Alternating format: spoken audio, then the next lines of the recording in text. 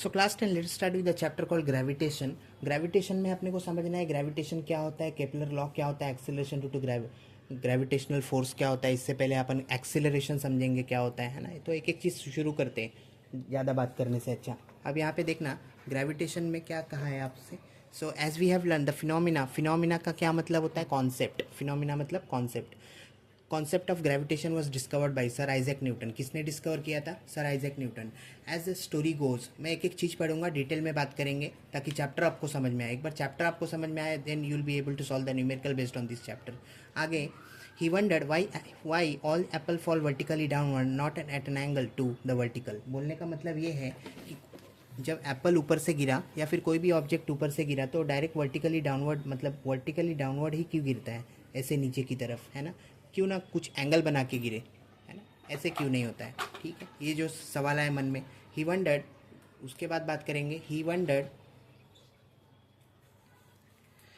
why all apple fall vertically downward and not at an angle to the vertical, why do they not fly off in a horizontal direction। मतलब ये object नीचे गिरने के बजाय क्यों ना ये फ्लाई ऑफ कर दिया, मतलब यहाँ पे या फिर यहाँ पे शिफ्ट हो गया, चला गया, ऐसा कहा है। So after much thought he came to the conclusion, conclusion मतलब रिजल्ट। क्या रिजल्ट आया?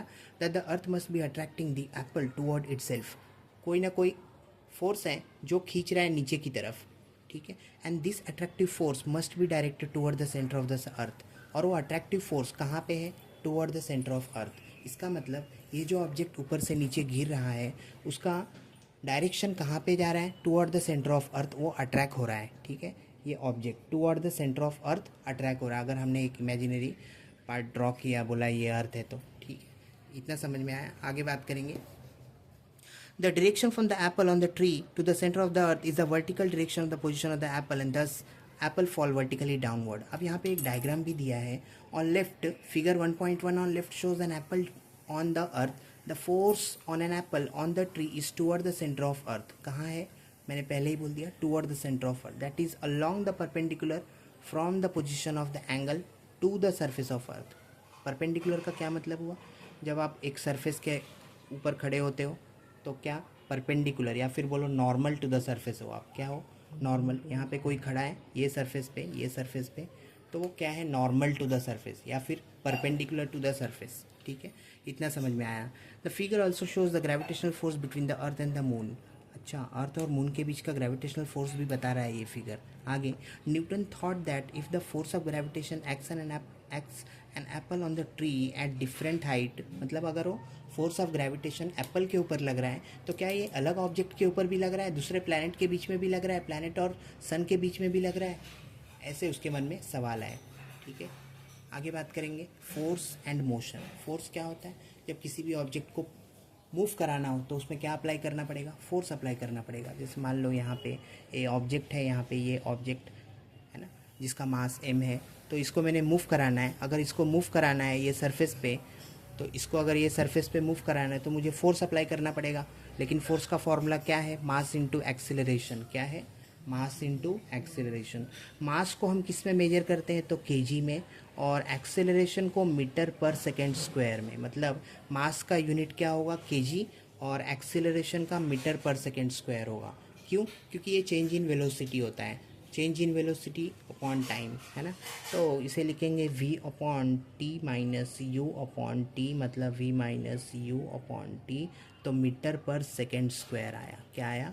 मीटर पर सेकेंड स्क्वायर, ठीक है। इतना समझ में आया, ठीक है। एक्सीलरेशन का मतलब क्या हुआ? एक्सीलरेशन मतलब rate of change of velocity, rate of change of velocity. जैसे मान लो प्लेस ए से मेरे को प्लेस बी तक जाना है, प्लेस ए से प्लेस बी तक जाना है, तो पहले जो मेरा स्पीड था वो 60 किलोमीटर था, ये इंस्टेंट ऑफ टाइम पे, है ना। फिर मैं जब यहाँ पे गया तो मेरा जो स्पीड हुआ वो 40 किलोमीटर हुआ, कम हुआ, मतलब वेलोसिटी कम हो गया। क्या हुआ? वेलोसिटी कम हुआ, मतलब एक्सेलरेशन में चेंज आ गया। किस में चेंज आया? एक्सेलरेशन में। तो जब हम इंक्रीजिंग और डिक्रीजिंग वेलोसिटी की बात करते हैं, इसका मतलब एक्सेलरेशन में चेंज आता है। क्या होता है? एक्सेलरेशन में चेंज आता है। आगे बात करेंगे।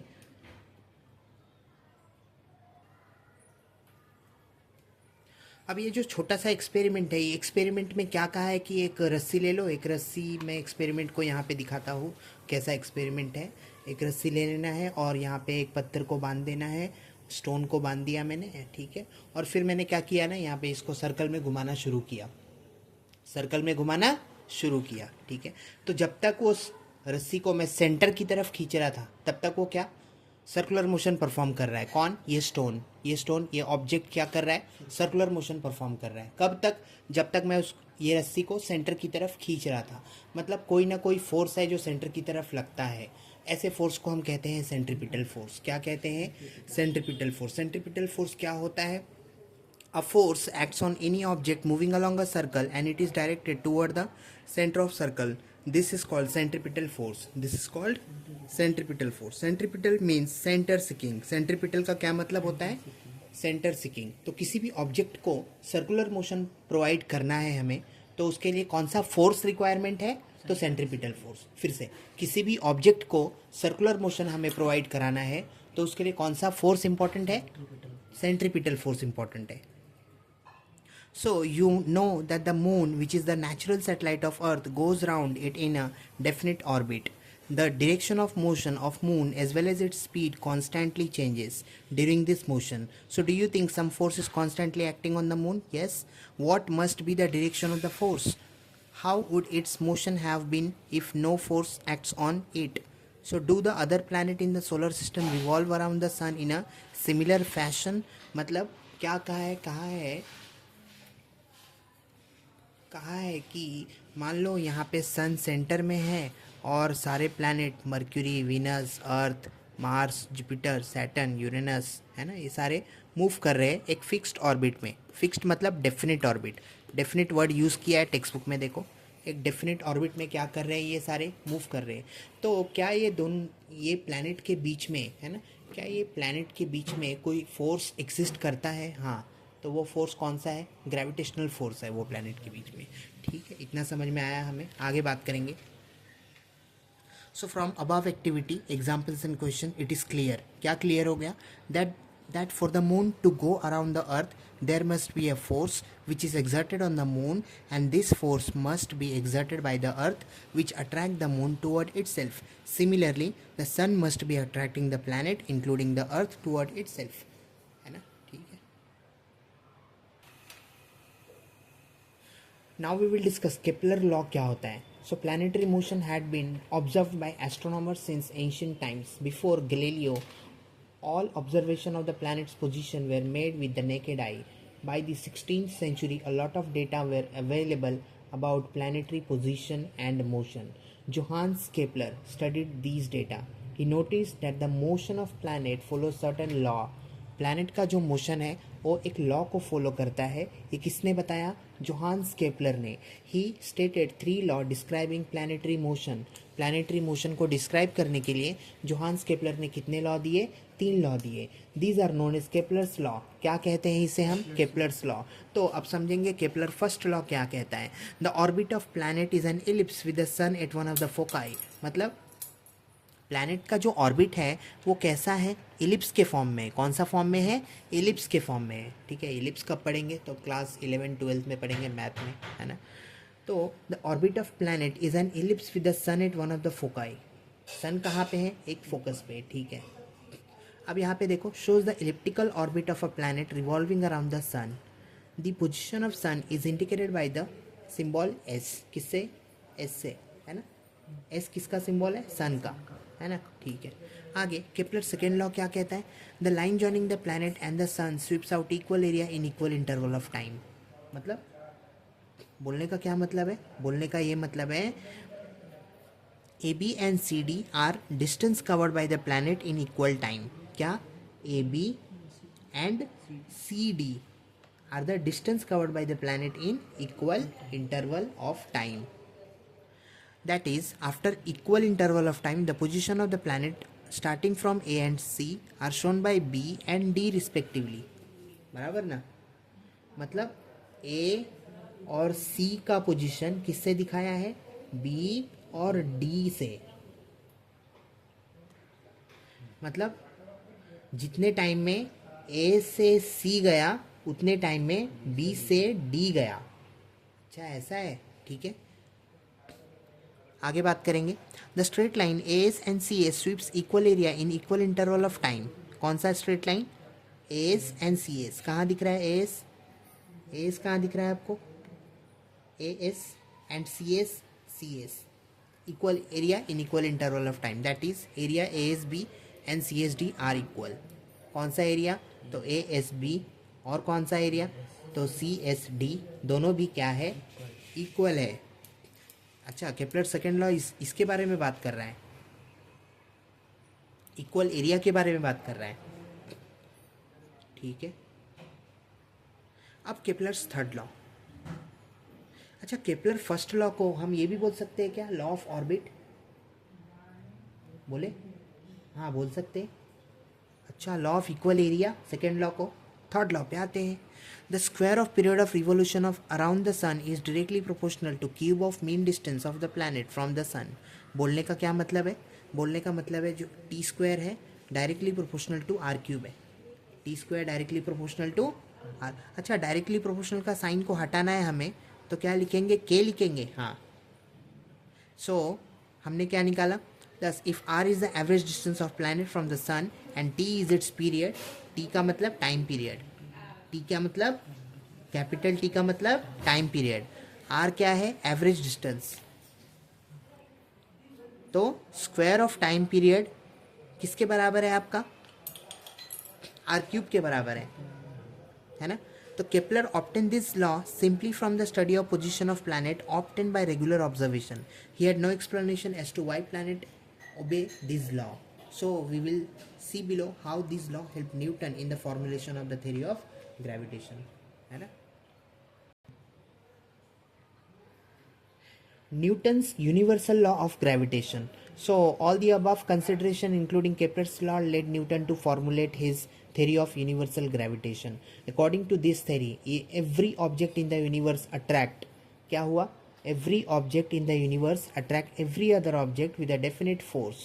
अच्छा, मतलब मान लो कोई ऑब्जेक्ट है यहाँ पे ए, दूसरा ऑब्जेक्ट बी।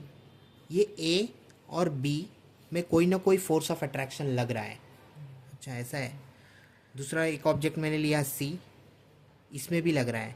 तो हर एक ऑब्जेक्ट दूसरे ऑब्जेक्ट के ऊपर क्या लग रहा है? लगा रहा है फोर्स ऑफ अट्रैक्शन। क्या लगा रहा है? Force of attraction. So every object in the universe attract every other object with a definite force. This force is directly proportional to the product of mass of the two object. और ये force directly proportional है किससे? Product of mass of two object and is inversely proportional to square of distance between them. अब ये चीज़ का मतलब समझते हैं ना। क्या बोला? This force is directly proportional to, this force is directly proportional to product of mass मतलब m1 m2 and inversely proportional to square of distance between them R square, है ना। तो ये इक्वेशन बनेगा। अब इसके ऊपर डिटेल में बात करेंगे, है ना। क्या कहा है? So figure 1.5 shows two objects with mass m1 and m2 kept at a distance of d from each other। दिख रहा है यहाँ पे दो मास को रखा है कुछ एक फिक्स डिस्टेंस पे, जिसे डिनोट किया है d से, ठीक है। ये इसकी तरफ फोर्स लगा रहा है, m1 m2 की तरफ फोर्स लगा रहा है और m2 m1 की तरफ फोर्स लगा रहा है। समझ में आ रहा है? ये f का मतलब क्या है? फोर्स लगाना, ठीक है। So mathematically the gravitational force of attraction between these two bodies can be written as F directly proportional to m1 m2 upon d square। अभी मैंने क्या बताया था? F directly proportional to m1 m2 upon r square। r square लो या d square लो, कोई दिक्कत नहीं है, दोनों सेम चीज़ है। तो F directly proportional to m1 m2 upon d square, या फिर लिख सकते हैं हम डायरेक्टली प्रोपोर्शनल का साइन को हटाना है तो हमें क्या यूज़ करना पड़ेगा? एक कांस्टेंट। तो वो कांस्टेंट है ग्रेविटेशन का, है ना। तो F is equal to G m1 m2 upon D square. So G is the constant of proportionality and is called universal gravitation constant. G क्या होता है? यूनिवर्सल ग्रेविटेशन कांस्टेंट होता है। अच्छा, G मतलब यूनिवर्सल ग्रेविटेशन कांस्टेंट। हाँ, उसकी value भी होती है। क्या होती है? 6.67 इंटू 10⁻⁻11 न्यूटन मीटर स्क्वायर पर kg स्क्वायर। अच्छा, ये G की वैल्यू है, कांस्टेंट वैल्यू। हाँ, आगे बात करेंगे। The above law means that if the mass of one object is double, एक ऑब्जेक्ट का मास को डबल किया हमने अगर, the force between the two object is also double, तो force between the two object भी क्या हो जाएगा, डबल हो जाएगा। ऑल्सो उसके बाद also if the distance is double the force decrease by a factor of 4। Distance को हमने अगर स्क्वायर कर दिया, डबल कर दिया, तो फोर्स 4 के फैक्टर से कम हो जाएगा, 4 के फैक्टर से कम हो जाएगा। So if the two bodies are spherical the direction of the force is always along the line joining the centre of the two bodies and the distance between the centre is taken to be D, जैसे कि यहाँ पे ये case में लिया है। So in case में the bodies are not spherical और हैविंग इरेगुलर शेप, अगर यहाँ पे तो स्पेरिकल शेप है ना, तो इसलिए इसका जो डिस्टेंस क्या हुआ, डिस्टेंस हुआ लाइन ज्वाइनिंग द सेंटर, बराबर ना। अगर स्पेरिकल शेप नहीं हो, इरेगुलर शेप हो, then the direction of force is along the line joining the centre of mass.